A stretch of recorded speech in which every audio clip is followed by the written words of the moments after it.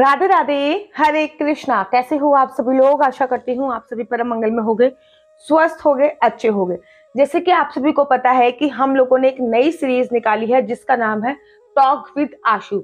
अर्थात आप अध्यात्म की बातें, कोई भी लड्डू गोपाल से संबंधित हो, पूजा पाठ से संबंधित कोई भी बातें मुझसे पूछ सकते हैं और अगले दिन मैं वीडियो बना के उसका जवाब दूंगी। आप ये बातें मुझसे अपना प्रश्न को पूछने के लिए आप मेरे व्हाट्सएप नंबर पे केवल व्हाट्सएप कीजिए। मेरा व्हाट्सएप नंबर है 4 बार 9 20 25 65। अगेन रिपीट कर देती हूँ, 4 बार 9 20 25 65। विशेष ध्यान दीजिए, केवल आपको मेरे नंबर पे अपना प्रश्न, अपना नाम लिखना है और अपना प्रश्न छोड़ देना है। उसके बाद आपको अगले दिन की वीडियो का इंतजार करना है जिसमें मैं आपके प्रश्नों का उत्तर दूंगी। मान लीजिए कि अगर एक दिन आपके प्रश्न का उत्तर नहीं आता है तो नेक्स्ट डे इंतजार कीजिए, क्योंकि जब प्रश्न ज्यादा होते हैं तो मैं 2 वीडियो बना के, मतलब दूसरे दिन की वीडियो में उसका आंसर देने की कोशिश करती हूँ।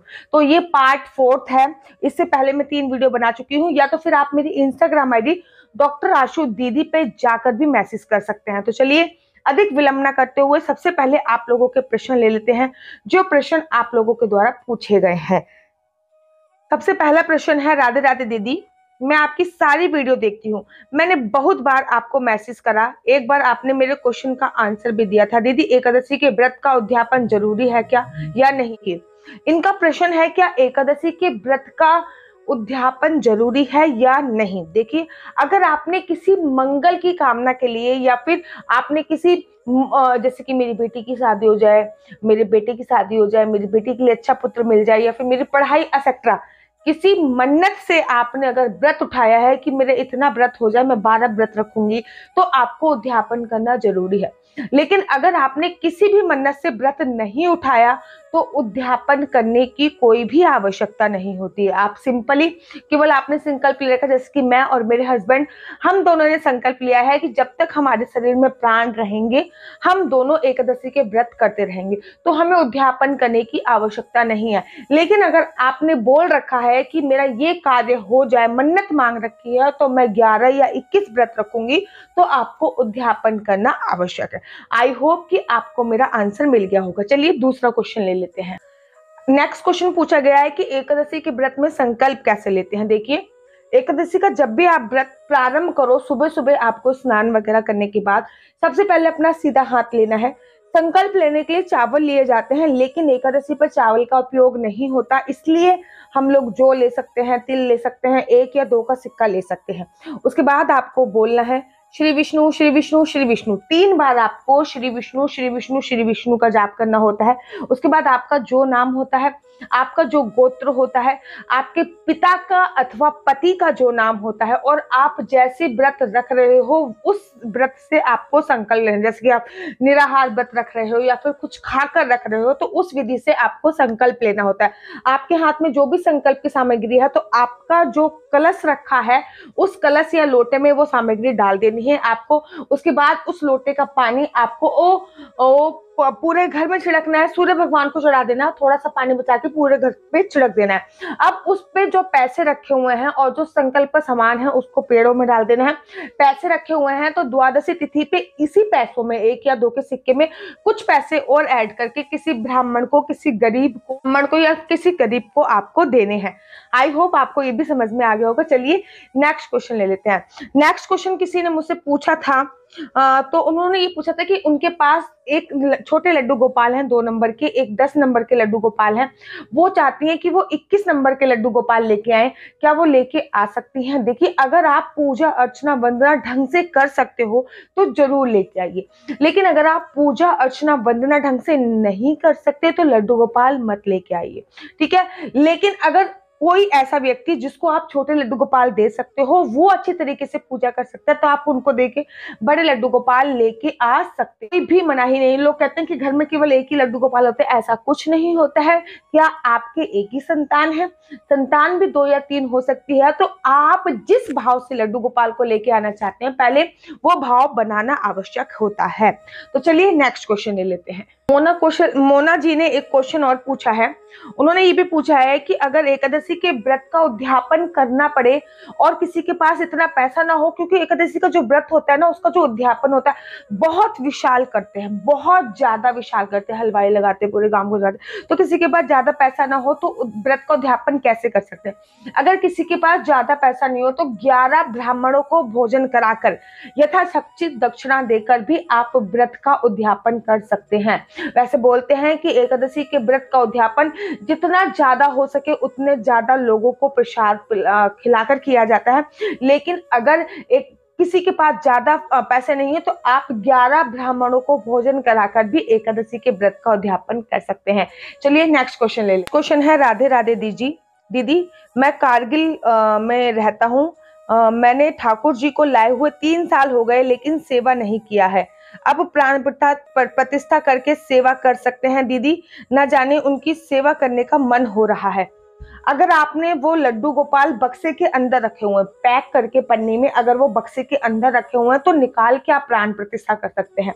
लेकिन मंदिर में अगर वो लड्डू गोपाल ऐसे ही रखे हुए हैं, रोज ऐसी अगरबत्ती सी, देखिए अगर आपने वो लड्डू गोपाल मंदिर में रखे हुए हैं तो फिर आपको प्राण प्रतिष्ठा करने की जरूरत नहीं है। माना आप उनको नहला नहीं रहे हो, स्नान नहीं करा रहे हो, उनकी सेवा पूजा अर्चना नहीं करी, लेकिन मंदिर में तो स्थापित कर रखे हैं। अगर हाँ पैक करके आपने कहीं रख रखे हैं तो प्राण प्रतिष्ठा की जरूरत है, लेकिन आपने मंदिर में रखे हुए हैं तो प्राण प्रतिष्ठा की आवश्यकता नहीं है। भगवान में पूजा अर्चना वंदना करते करते स्वतः ही प्राण आ जाते हैं। तो भगवान में स्वतः ही प्राण आ गए हैं, आप उनकी जब से सेवा स्टार्ट हो तब से सेवा कर सकते हैं। आप उनकी जब से सेवा स्टार्ट हो तब से कर सकते हैं, और वैसे भी जब ठाकुर जी चाहेंगे तभी प्रारंभ कर पाएंगे। चलिए नेक्स्ट क्वेश्चन ले लेते हैं। क्या एकादशी के व्रत में हेयर वॉश कर सकते हैं? एकादशी के व्रत में शुद्धि का बहुत उपयोग होता है। मैं तो कहती हूँ किसी भी व्रत में शुद्धि बहुत बहुत ज्यादा जरूरी होती है। आप लोग देखिए कि शुद्धि बहुत जरूरी, आंतरिक शुद्धि से लेकर शारीरिक शुद्धि तक का महत्व होता है। आंतरिक शुद्धि अर्थात आपका एकादशी के व्रत में पेट अच्छी तरीके से साफ होना चाहिए। आपको हेयर वॉश करना बहुत ज्यादा आवश्यक है, बहुत ज्यादा जरूरी है। आपको अपनी नाभि को क्लीन करना बहुत ज्यादा आवश्यक है। आपको अपने मुख को क्लीन करना बहुत ज्यादा आवश्यक है। हाँ, आप शैम्पू का उपयोग मत कीजिए, लेकिन शीश से पानी डाल के आपको सिर अवश्य धोना चाहिए। चलिए नेक्स्ट क्वेश्चन ले लेते हैं। एक क्वेश्चन मुझसे पूछा गया था, मेरी इंस्टाग्राम आईडी पे आया है कि दीदी इस बार जो एकादशी का व्रत मैं कर रही हूँ ये सोमवार का पड़ रहा है, मैं सोमवार का भी व्रत रखती हूँ और एकादशी भी पड़ रही है, तो कौन सा व्रत रखूं? तो देखिए एक साथ 2 व्रत नहीं रख सकते हैं, ये बात पक्की है। कहते हैं नहीं चलो एक पंथ 2 काज हो गए, आज इसका भी व्रत पड़ रहा था, एकादशी भी पड़ेगी, 2 पल नहीं। क्योंकि किसी भी व्रत में संकल्प जरूर होता है, तो वार से ज्यादा त्योहार तिथि ज्यादा इंपॉर्टेंट होती है। एक मंडे का व्रत महीने में 4 बार आता है, लेकिन एकादशी का व्रत महीने में 2 बार आता है, और एकादशी जो होती है वो व्रतों का राजा बोली जाती है। तो आपको एकादशी का व्रत रखना है, मंडे का व्रत आप स्किप भी कर सकते हो। चलिए नेक्स्ट क्वेश्चन जो आप लोगों द्वारा पूछा गया है वो जी घर लेके आए तब प्राण प्रतिष्ठा नहीं करी, अब क्या करें? जब आप कन्हैया जी को घर लेके आए तब आपने प्राण प्रतिष्ठा नहीं करी है तो कोई परेशानी वाली बात नहीं है। भगवान में रहते रहते स्वतः ही प्राण आ जाते हैं, और जब भगवान में स्वतः ही प्राण आ जाते हैं तो उनमें स्वतः ही प्राण प्रतिष्ठा हो जाती है। अगर आप भगवान की सेवा भी नहीं कर रहे हैं, केवल मंदिर में रखे हुए हैं, तब भी उनमें स्वतः ही प्राण आ जाते हैं। जिस दिन से आपको मालूम हो कि इनकी सेवा करनी चाहिए उसी दिन से सेवा प्रारंभ कर दीजिए, प्राण प्रतिष्ठा की आवश्यकता नहीं है। हाँ, आपने बक्से में रखे हैं तो प्राण प्रतिष्ठा अवश्य कीजिए। चलिए नेक्स्ट क्वेश्चन जो आप लोगों द्वारा मुझसे पूछा गया है वो मैं ले लेती हूँ। भगवान शिव को गुरु बनाना चाहते है कि हम भगवान शिव को गुरु बनाना चाहते हैं और हम अपना इष्ट देव भी भगवान शंकर को मान सकते हैं क्या गुरु बनाने के बाद? जो भगवान आपको सबसे अच्छे लगते हैं वही आपके इष्ट देवता कहलाते हैं। ठीक है, कुल देवता अलग होते हैं, इष्ट देवता मतलब बड़े सारे देवी देवता हैं, लेकिन हमारा मन एक में आ गया, जिस एक में आके ही अटक जाता है, समझ लीजिए कि वही हमारे इष्ट देवता हैं। जैसे कि बोला जाता है हम किस ऋषि की संतान है, तो जो आपका गोत्र है आप उसी ऋषि की संतान है। जैसे कि मेरा गोत्र कौशल है तो मैं कौशल ऋषि की संतान हूँ। ठीक है, तो जो आपका गोत्र है उस ऋषि की आप लोग संतान बोले जाते।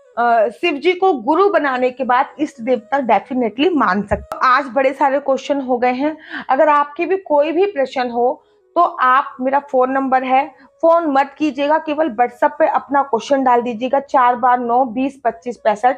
सेव कर लीजिए आशु दीदी के नाम से, 4 बार 9 20 25 65, और आप अपना क्वेश्चन उसमें डाल सकते हैं। और talk to with Ashu show जो दोपहर को 12 बजे डेली एवरीडे दोपहर को 12 बजे आता है, अपने आंसर उसमें देख सकते हैं। या फिर आप मेरी इंस्टाग्राम आईडी डॉक्टर आशु दीदी पे जाकर भी मुझे क्वेश्चन पूछ सकते हैं। नेक्स्ट डे आपकी आपको वीडियो में आंसर मिल जाएगा। आशा करती हूँ कि आपको मेरी वीडियो अच्छी लगती होगी।